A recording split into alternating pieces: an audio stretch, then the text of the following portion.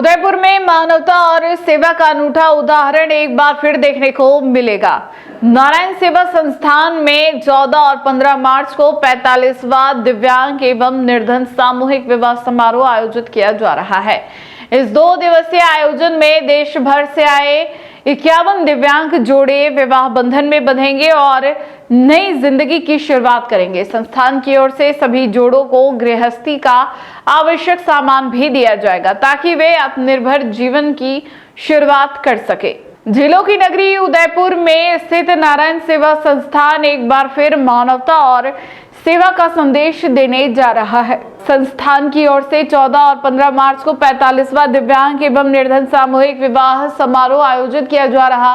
इस 2 दिवसीय समारोह में देश के विभिन्न राज्यों से आए 51 दिव्यांग युवक युवतियां विवाह बंधन में बंधेंगे और अपने जीवन की नई शुरुआत करेंगे।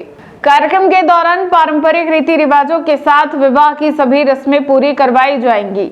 संस्थान की ओर से नवविवाहित जोड़ों को विवाह के साथ साथ गृहस्थी के लिए आवश्यक सामान भी भेंट किया जाएगा ताकि वे अपने वैवाहिक जीवन की शुरुआत आत्मनिर्भर तरीके से कर सके।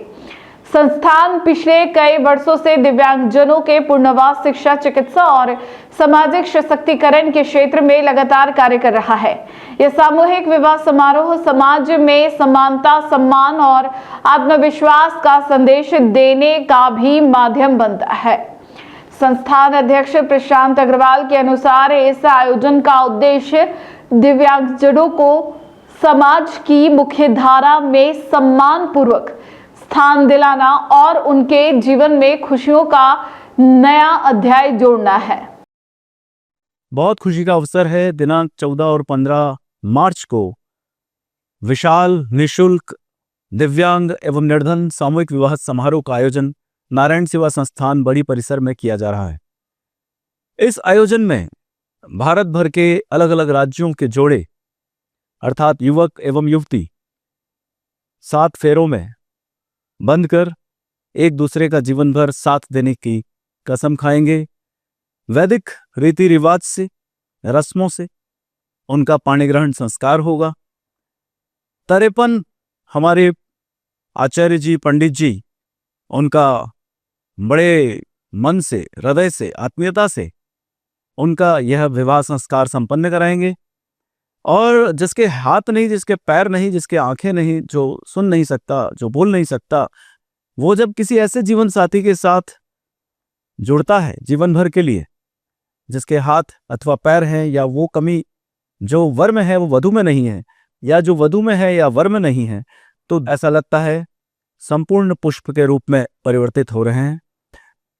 बहुत विवाह हुए हैं नारायण सेवा संस्थान में पूर्व में भी, और मुझे बहुत खुशी होती है जब वो अपने बच्चों के साथ हमसे मिलने आते हैं।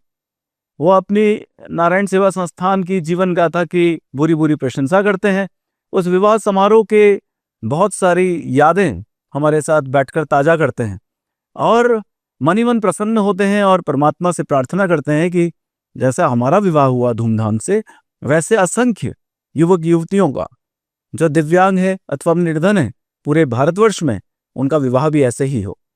और सफलता की कहानियां बहुत सारी है। कोई बैठकर सिलाई मशीन से अपना व्यवसाय कर रहा है, कोई चलकर इलेक्ट्रीशियन का काम कर रहा है।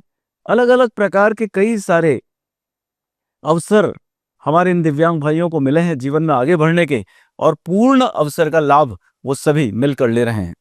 मैं आपसे प्रार्थना करता हूं कि इस अवसर पर आप युवक एवं युवती अर्थात नव दंपत्ति भावी उन्हें आशीर्वाद देने जरूर आए।